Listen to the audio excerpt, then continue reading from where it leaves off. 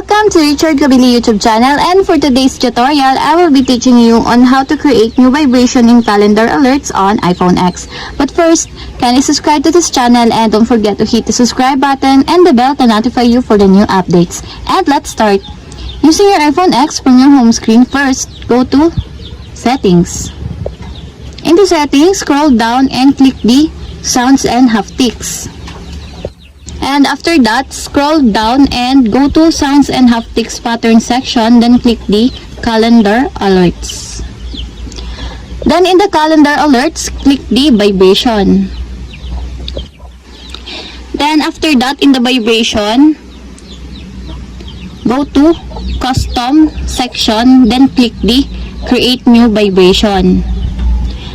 Then in the new vibration, in this part, you can tap to create a vibration pattern that you want. Or you can also long tap the screen to create a new vibration pattern. And if you're done, you can click the play button on this part. And your vibration is now playing. And if you're done, you can save it by clicking the save button on the upper side of the screen.